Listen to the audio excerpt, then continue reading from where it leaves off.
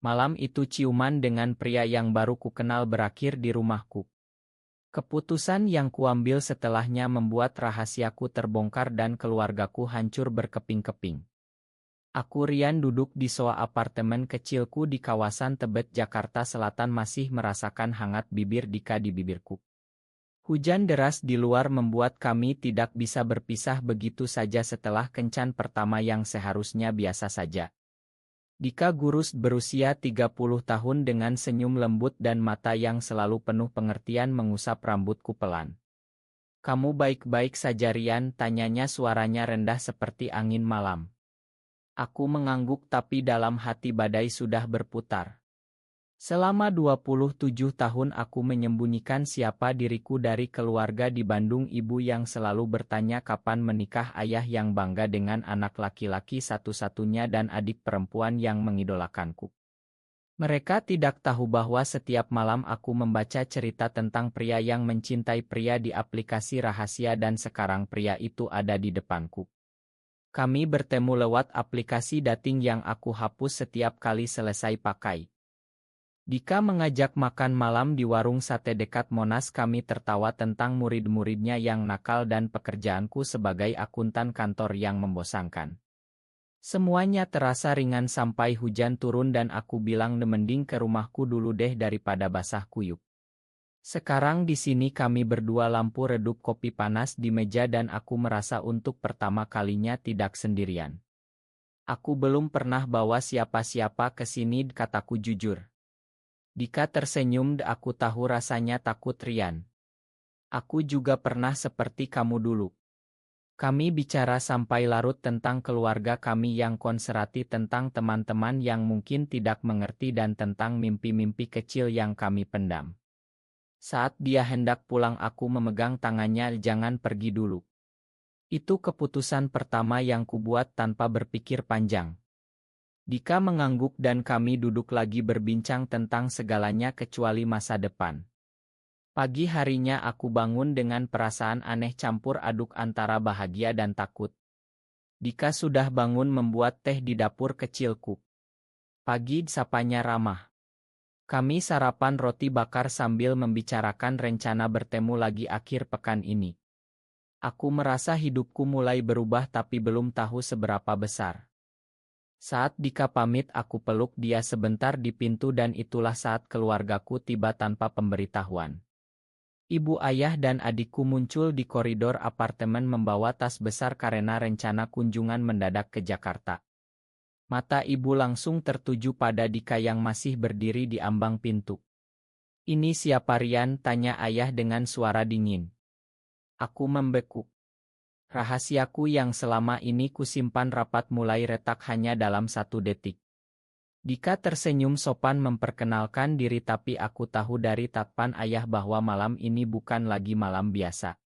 Setelah Dika pergi ibu langsung menyerbu. "Kamu bawa laki-laki ke rumah.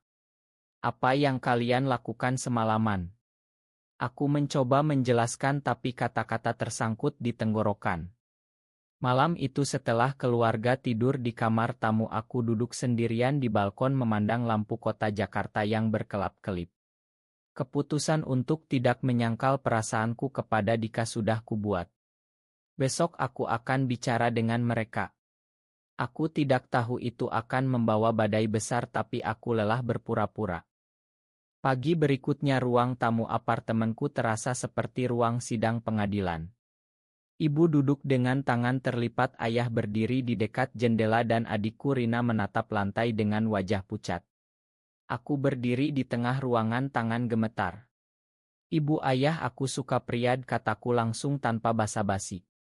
Kata-kata itu keluar seperti bom yang sudah lama kutahan. Ibu menangis, ayah memukul meja. "Kamu gila Rian. Kami besarkan kamu dengan baik-baik." Adikku hanya diam tapi matanya penuh kecewaan. Aku ceritakan semuanya tentang bagaimana aku merasa berbeda sejak remaja, tentang malam-malam aku menangis sendirian di kamar kosan kuliah dan tentang Dika yang membuatku merasa hidup lagi. Ayah menggelengkan kepala. "Ini pengaruh kota besar. Pulang ke Bandung saja kita cari pengobatan." Aku menolak. Untuk pertama kalinya aku berdiri teguh pada keputusanku. Sore harinya mereka pulang dengan suasana hati yang rusak. Ibu memelukku sambil menangis, pikirkan kami Rian, jangan hancurkan keluarga ini. Setelah mereka pergi aku menelepon Dika. Mereka tahu, kataku pendek. Dika datang sore itu membawa makanan ringan dan kami duduk di lantai berbicara sampai malam. Aku tidak mau kamu sendirian menghadapi ini, katanya memegang tanganku. Kami mulai bertemu lebih sering tapi rahasia itu sudah bocor ke tangga karena ibu menelepon saudara-saudara di Bandung. Di kantor rekan kerjaku mulai berbisik-bisik. Bosku memanggilku ke ruangan, Rian, ada rumor tentang kamu.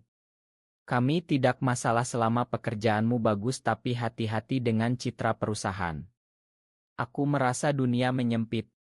Teman dekatku sejak SMA Andi yang tahu rahasiaku sejak lama menelepon lo, gila ya. Kenapa lo ngaku sekarang? Keluarga lo marah besar loh. Andi bilang dia mendengar dari sepupu. Pengkhianatan pertama datang dari orang yang kupercaya. Aku bertemu Dika di taman kota dekat apartemen. Kami jalan sambil pegangan tangan diam-diam karena takut dilihat orang. Aku takut kehilangan segalanya, kataku. Dika memelukku pelan, kita hadapi bareng. Malam itu di rumahku kami hanya duduk berpelukan tanpa kata-kata banyak. Aku merasakan kekuatan baru tapi juga rasa sakit yang dalam. Keluargaku di Bandung mulai mengirim pesan-pesan panjang dari ibu tentang dosa dan neraka. Ayah tidak bicara sama sekali. Aku mulai meragukan keputusanku tapi setiap kali melihat senyum Dika aku tahu aku tidak bisa mundur. Pekan berikutnya di kantor ada rapat besar dan rekan kerjaku yang dulu dekat tiba-tiba menjauh.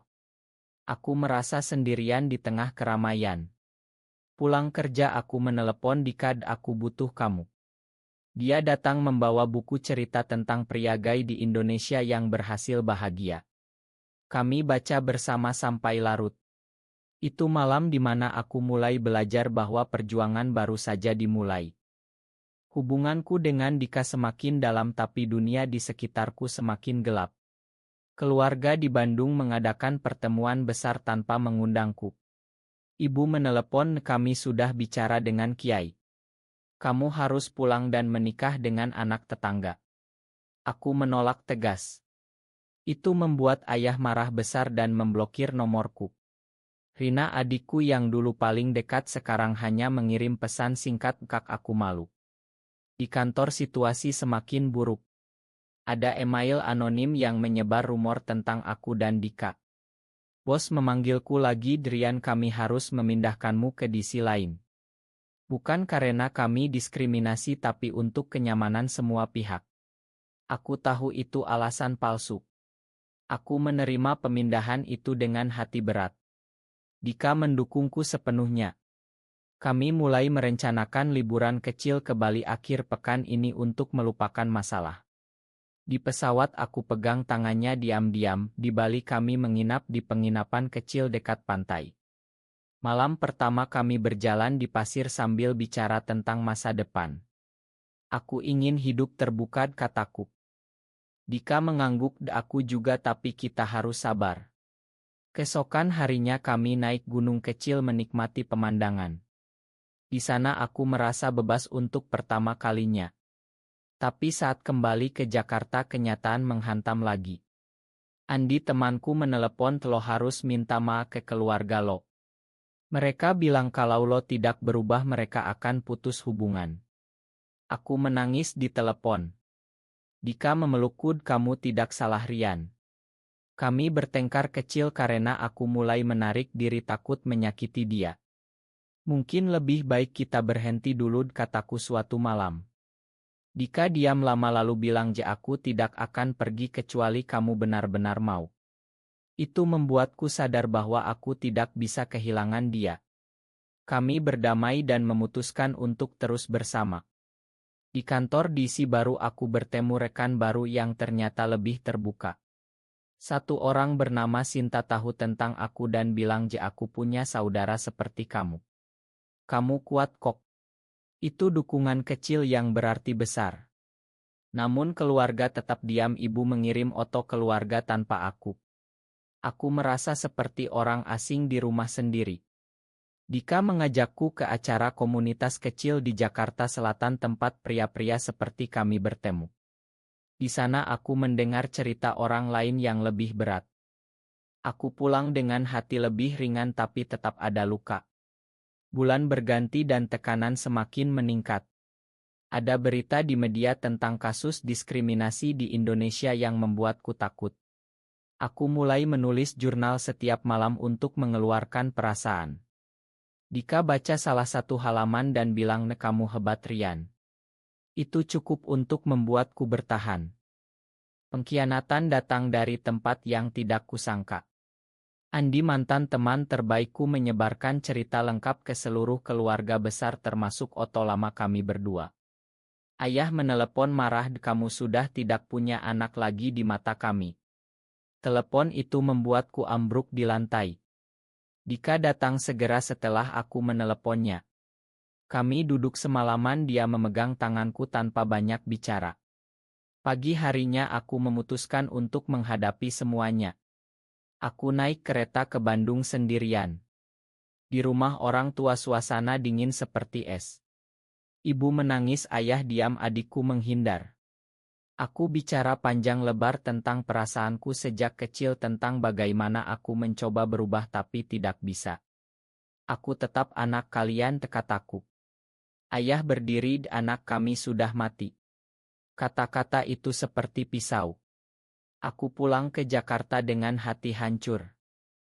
Di kantor rumor semakin gila. Ada yang bilang aku akan dipecat. Bos memanggilku, "Kami kasih waktu 1 bulan untuk perbaiki citra atau kami terpaksa lepas." Aku pulang dan menangis di pelukan Dika. Malam itu kami berdebat. "Mungkin aku harus mengorbankan karirku," kataku. Dika marah, "Jangan. Kamu sudah cukup berkorban." Kami tidak bicara selama 2 hari. Itu kesalahpahaman terbesar kami. Akhirnya aku minta maaf dan kami memutuskan untuk pindah ke apartemen baru di daerah yang lebih tenang. Di sana kami mulai membangun rutinitas kecil. Pagi masak bersama, malam jalan-jalan. Tapi keluarga tetap memutus kontak. Rina, adikku, diam-diam menelepon, "Kak, aku masih sayang sama kakak tapi ibu ayah sangat marah." Itu sedikit harapan. Di komunitas aku bertemu pria-pria yang sudah melalui hal yang sama. Mereka bilang waktu akan menyembuhkan. Aku mulai mencari pekerjaan baru secara diam-diam. Dika mendukung penuh. Suatu hari aku dapat tawaran kerja di perusahaan kecil yang lebih terbuka. Aku ambil itu meski gaji lebih kecil. Itu pengorbanan pertama yang nyata. Keluarga masih diam. Ibu kirim pesan singkat, "Doa kami untuk kamu." Aku tahu itu langkah kecil. Hubunganku dengan Dika semakin kuat. Kami merayakan ulang tahun pertemuan dengan makan malam sederhana di rumah. Di meja itu aku sadar bahwa meski dunia runtuh, aku punya dia. Tapi tekanan masyarakat masih ada. Di jalan orang kadang menatap aneh saat kami berjalan dekat. Aku belajar mengabaikannya. Bulan demi bulan berlalu dan aku mulai merasa lebih kuat. Aku dan Dika memutuskan untuk berpisah sementara waktu. Bukan karena tidak cinta tapi karena aku butuh waktu untuk menyembuhkan luka keluarga. "Aku akan ke Bandung lagi," kataku suatu malam. Dika mengangguk meski matanya sedih. Di Bandung aku menginap di hotel, bukan di rumah. Setiap hari aku datang ke rumah orang tua membawa makanan favorit ayah. Ibu mulai bicara pelan, ayah masih diam. Rina menjadi jembatan. "Kak," ayah mulai baca artikel tentang katanya. "Itu harapan." Aku cerita tentang pekerjaan baruku, tentang hidupku yang lebih tenang. Perlahan ayah mulai bertanya, "Pria itu masih sama?" Aku jawab, "Iya." Tidak ada marah lagi, hanya diam panjang. Di Jakarta Dika juga berjuang dengan keluarganya sendiri. Ibunya meneleponnya setiap hari meminta pulang dan menikah. Kami video call setiap malam berbagi cerita. "Aku kangen kamu," kataku. Aku juga, jawabnya. Setelah 2 bulan aku pulang ke Jakarta dan kami bertemu lagi. Pelukan itu terasa seperti pulang ke rumah. Di pekerjaan baruku aku mulai naik jabatan kecil. Rekan kerja baru menerimaku apa adanya. Suatu hari Sinta rekan lamaku datang berkunjung, aku bangga sama kamu Rian. Itu penyembuhan. Tapi pengorbanan masih ada. Aku kehilangan warisan kecil dari kakek karena ayah bilang kamu sudah tidak termasuk. Aku terima itu. Dika dan aku mulai merencanakan masa depan kecil. Kami ingin tinggal bersama secara terbuka. Kami pindah ke rumah kontrakan kecil di pinggiran Jakarta dengan halaman. Di sana kami tanam bunga bersama. Keluargaku mulai melunak. Ibu datang ke Jakarta untuk pertama kalinya setelah setahun. Dia bertemu Dika dan meski kaku dia bilang dia baik. Itu langkah besar. Ayah masih belum, tapi setidaknya tidak memblokir lagi. Aku mulai menulis blog anonim tentang perjalanan pria gay di Indonesia. Banyak yang baca dan komentar positif. Itu memberi kekuatan. Dika bangga. Kami jalan ke pantai Ancol akhir pekan hanya berdua. Di sana aku sadar bahwa meski banyak kehilangan aku dapat lebih banyak. Tapi masih ada malam-malam aku meragukan diri. Dika selalu ada. Hidupku dan Dika sekarang lebih tenang meski bekas luka masih terasa. Kami tinggal bersama di rumah kecil itu dengan rutinitas yang penuh kasih. Keluargaku di Bandung mulai menerima pelan-pelan. Ayah menelepon pertama kalinya setelah 2 tahun. Pulanglah Rian, ibu kangen. Aku pulang dengan Dika. Suasana masih tegang tapi tidak ada lagi kata-kata kasar. Ibu masak auritku dan ayah bicara tentang cuaca. Rina tersenyum lebar. Itu bukan akhir bahagia sempurna tapi awal penerimaan. Di pekerjaan aku dipromosikan. Rekan kerja tahu tentang kami dan tidak ada masalah. Aku terus tulis blog dan sekarang punya pembaca tetap. Dika masih mengajar dan murid-muridnya menyayanginya. Kami pergi ke Bali lagi tahun ini. Di pantai yang sama kami berpelukan melihat matahari terbenam. Aku bisik terima kasih sudah bertahan. Dika tersenyum, kita sama-sama kuat. Perjalanan ini mengajarkanku banyak tentang cinta, persahabatan, keluarga dan diri sendiri. Aku belajar bahwa keputusan malam itu meski menghancurkan segalanya juga membangun aku yang baru. Masyarakat Indonesia masih sulit tapi ada perubahan kecil di sekitarku. Aku harap cerita ini menginspirasi orang lain untuk berani. Di rumah kami duduk di teras setiap malam bicara tentang mimpi. Itu kebahagiaan sederhana yang kupilih. Apakah benar bahwa kebahagiaan seseorang harus selalu dikorbankan demi menjaga harmoni keluarga? Benar atau salah?